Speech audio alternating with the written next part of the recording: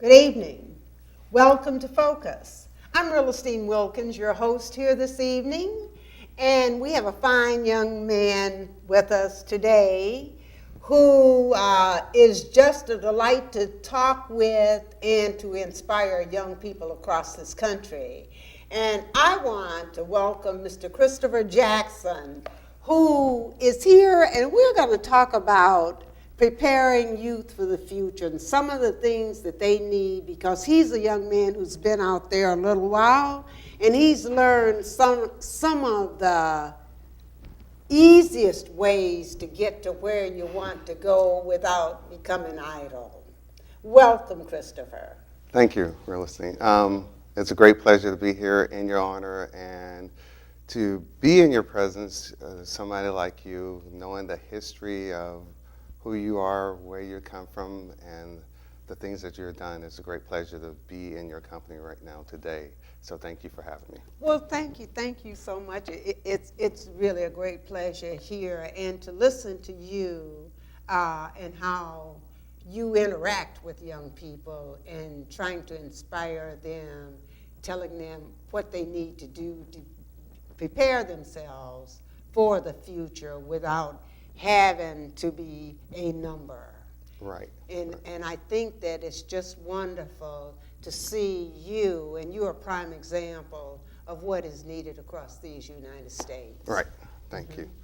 I think that starting out, that we all need to have someone to mentor us, someone to guide us, to help us to focus on the things that we need to do in life so we can have a better life. Because when we know better, we do better. Right. And if we have somebody that takes on that mentorship to teach us, like the leaders within the community, the pastors that's in the community, to take a stand and actually be there to guide young people, and instead of just preaching what they're talking about, but practicing what they're preaching, live that life, show them that life, and guide them in the right direction to where they can know better and do better and find success through that. Now, Christopher, you grew up in Louisiana, is that correct? Tell us tell us something about your background. Well, And how did you get up here? Well, I've been everywhere. I grew up in Baton Rouge, Louisiana, which is home to me. That's my heart.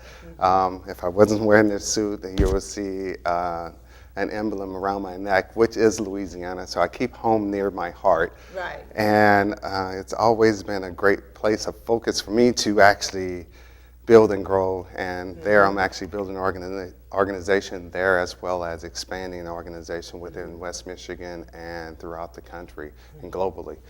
But I, as a child, was always different. I never wanted the norm. I've always been the abnormal. So when the opportunity came for me to seek out different things, I learned through mentors, the leaders, the senators, state senators within that area, on how to do things better, to help them with their campaigns, which throughout high school, that's what I did. I ran for class president, became class president, student government, and they just taught me how to take on leadership. Right. And then there's my father, who's always been in business, never worked for anyone else but himself.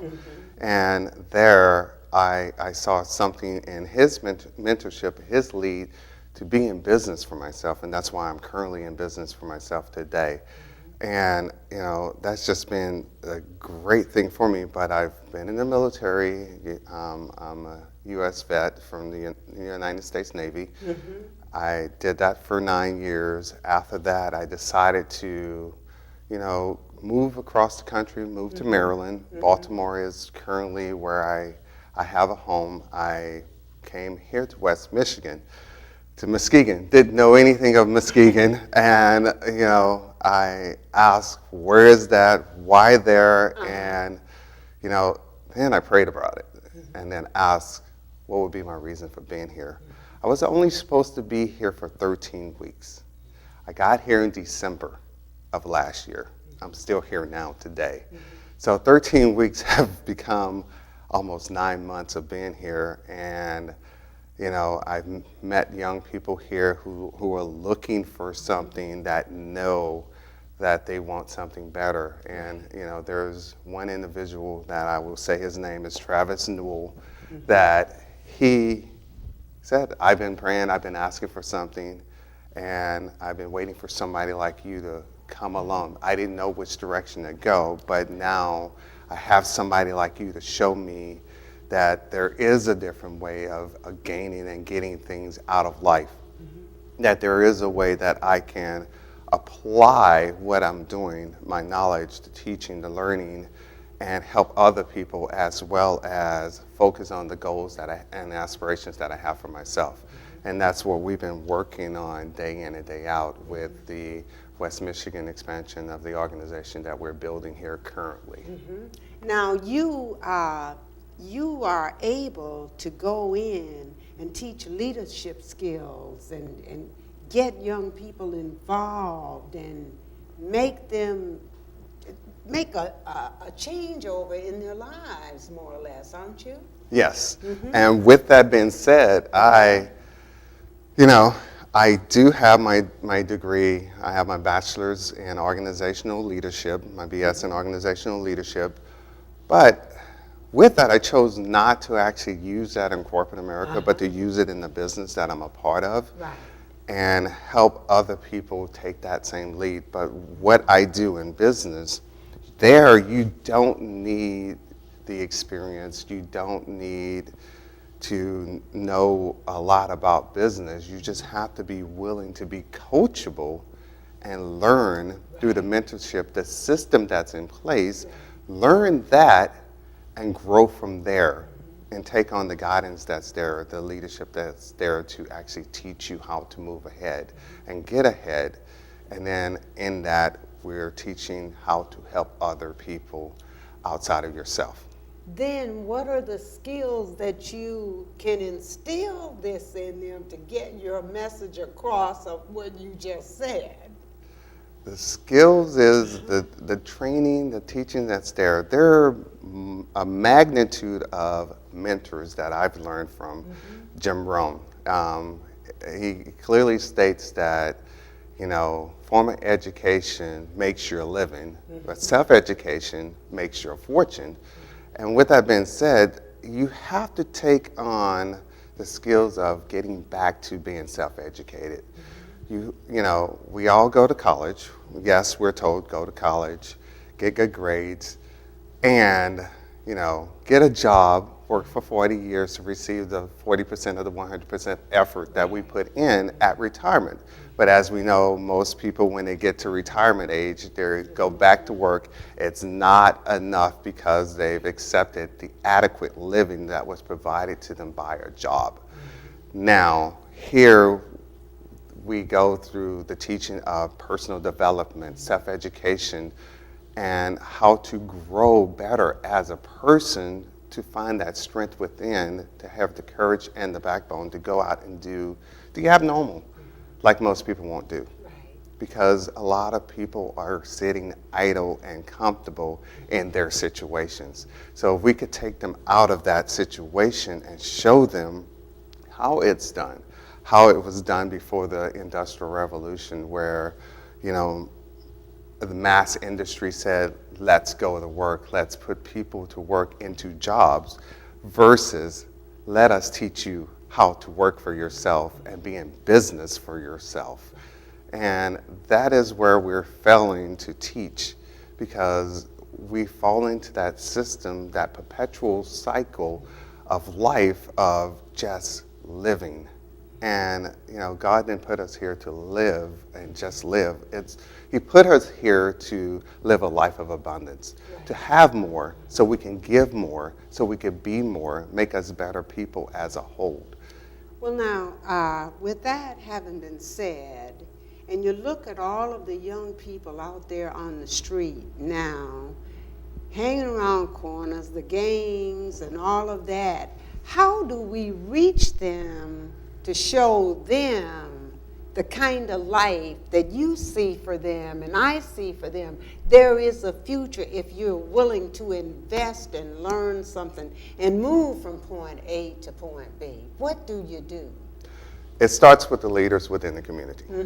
The leaders in the community have to take a stand and go out and speak with them, because I could be there and speak and talk all about what I have to offer, but to them, I'm a stranger. Right. And being a stranger, you're not welcome. So when the leaders get with someone like myself, sit down, formulate a plan, because you have to have a concise plan. When you formulate that plan and put that to action, then we can go to work. We can talk to them and show them that there's a different way outside, being on the street corner, selling drugs, stealing, and everything that's taking place as far as crime that's there. One of the reasons why these things are taking place is not because they want to do it, it's because they feel like there's no choice.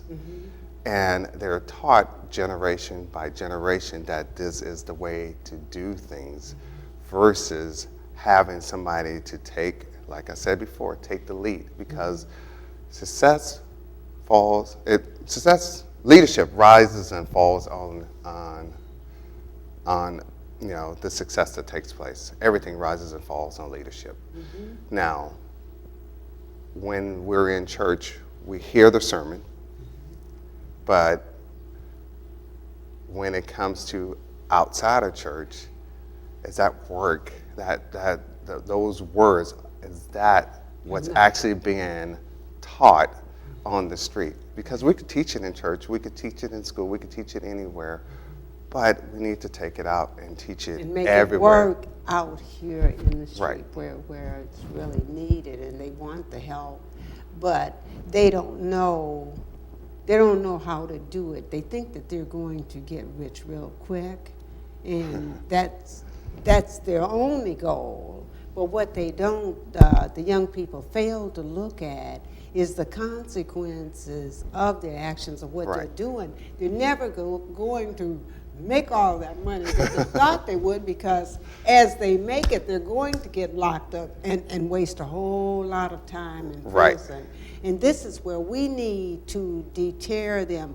But I think that, you said we need to meet them on the street. We need to talk to them. And that has been one of my biggest concerns of how you do that.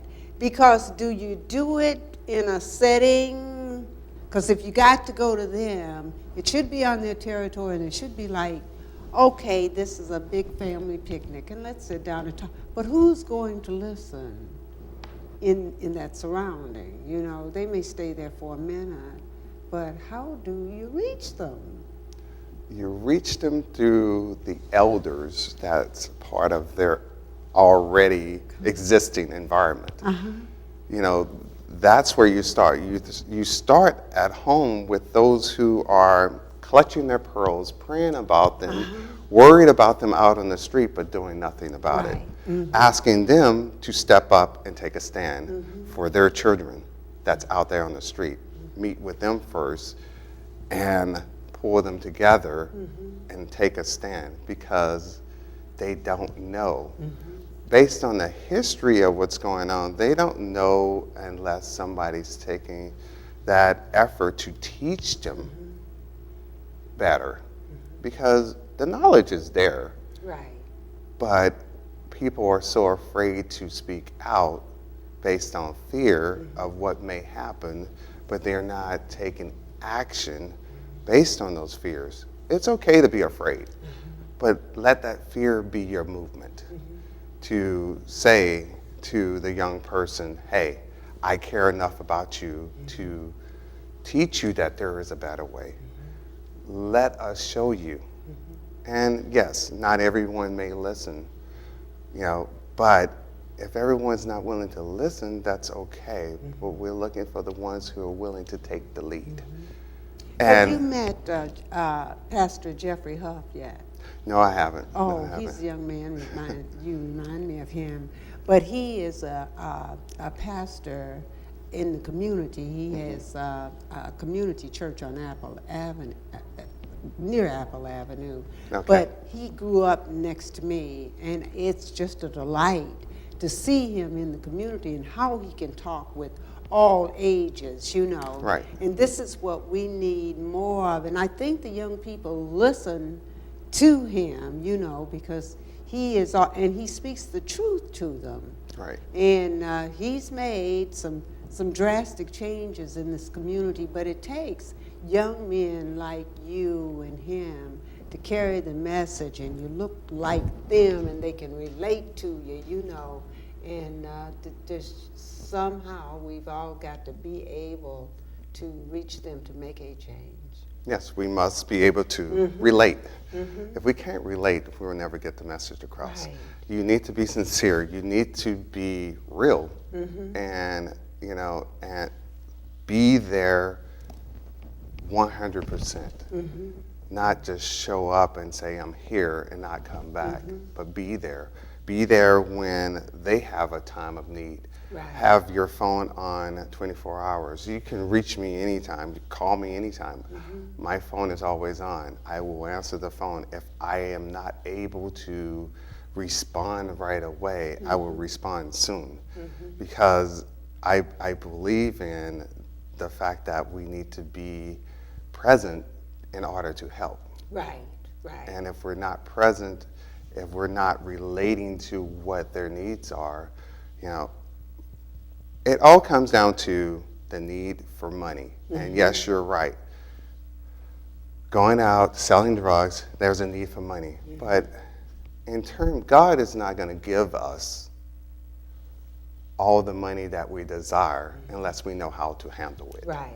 So we have to teach young, old, everyone how to handle what's to come and how to give back and appreciate the money that's given. Because first of all, the money is not ours. It's 100% God's. And all he asks is give back 10%. 10%, right. And in that, give 10%, pay yourself 10%, the rest is what you do with it. But someone needs to be able to teach that foundation. Right. That foundation does not exist. You know, the prayer and that leadership in the house does not exist. It's just go out and just be. And we should be tired of just being, because if we continue the same cycle over and over again, we continue to get the same results. Right. And it's broken. It's time to get out of brokenness and mend to where we can accomplish great things in life. Because we're destined to be of greatness, not to live a life of mediocrity and not have everything that we can have. I'm not saying go out and gather everything within the world, but we need to focus on, if we have a job, what we're actually doing with the finances that's there. You know, what poor people do on payday, they buy stuff. Right. And then you look around the house, there's a lot of stuff. You know, the middle class are stuck in the fact that they have liabilities that they have to continue to pay. So they must continue to work hours and hours to afford those liabilities. Rich people and wealthy people purchase assets. So we, as a people as a whole, could teach young people, old people, elder people, everyone alike, how to value what you get, gain assets to where something is paid back to you and as a return. Look for things that's going to teach you more, such as education. Businesses that pay a passive income, that when you do something once, there's a return. Like for instance, I started my business in 2009. My customers and everything that I have from 2009, I'm still receiving revenue off of that. That's passive residual income. So when we teach that there is a passive income, Like, for instance, Michael Jackson is no longer with us. It's been over 5 years. But he is. There's a lot of money that's still coming in based on the things that he did. Yes, right. And we all, young people, look at rap stars, hip-hop artists, and people of the entertainment industry, and they want that lifestyle. Right. But here is where we know the glory, but we don't know the story. So we need to research what's taking place, how they got to where they are, because there's a struggle. And figure out how to go through the struggles of life to get what we want that's greater and better for us, to live a life to where we don't have to work much more. You know, we can actually put in 5 years and do something and be able to not have someone on a job telling us when we could take lunch, how many hours we must work per day to get that adequate paycheck, you know, to live paycheck by paycheck, to make us feel like this is something that is normal, to be comfortable. You know, we need to focus on being able to put in the time and leverage ourselves to gain more together. So basically how my business work is this. I started it, which is basically like a franchise. You could partner with me. I'll teach you everything I know, unlike corporate America. Teach you everything I know to where you will gain the same knowledge I have to where it's duplicatable. I earn a percentage off of what I do. Therefore, when you come in, I also earn a percentage off of what you do. You all earn a percentage off of what you do. And it goes on so forth and thereon. Whereas everyone is gaining something versus the man at the top making all the money. And you know, most people are like, well, what are you talking about? Is it one of those things, a pyramid? Well, pyramids are not bad. You know, that's a great structure. It's one of the most sound foundations that's out there. And when we break down life, everything that we're a part of in life is in the shape of a pyramid. Family, our jobs, the church, and you know, here is, you know, where people are afraid of doing something different because we're taught to do and live in that perpetual cycle. Because we just feel secure because for so many years we have just been taught this one thing. Right. And we are afraid to venture out. I'm afraid this is secure. I know I can get this. Right. Yes. Right. And I was one of those people that wasn't afraid to venture out because I had to look at who came before me and what they accomplished. I have a mentor within this business who actually presented the information to me. He's a young man out of Baltimore. And, you know, he explained that he didn't have the revenue or the money to get started in business. But in his thought process, because it's about the thinking, he was broke, but he wasn't broke-minded. He took that thinking and borrowed the money to get started, turned that investment into a multi-million-dollar income. And he was a school teacher in Baltimore, making $38,000 a year to where he's making like 3 times that per month now today. And a lot of people can't wrap their heads around that type of income, but it does exist. And people are out there doing that. And that's where we come in to teach them how to do that, how to talk to people, and what to say, when to say it, and how to say it, how to build it, how to follow and then take the lead into leadership and be the leaders within the community and then reach out and help one another to grow. And the more you do that, the more it's going to help a entire village and a group of people, because they can all learn and share. Right. And I'll give you an example of, if we take the guys who are hanging out in the street corner and put them in a suit, well, they're going to know that they look good. Yes, right. Okay. They're going to know that I'm clean today. You know, no one could touch me. I don't want dirt on this suit. Right. So therefore, they're not going to do the things that they're going to do. It changes their mindset, their thinking, and the way that they're doing. So when we teach them how to look presentable, Right. because people judge you.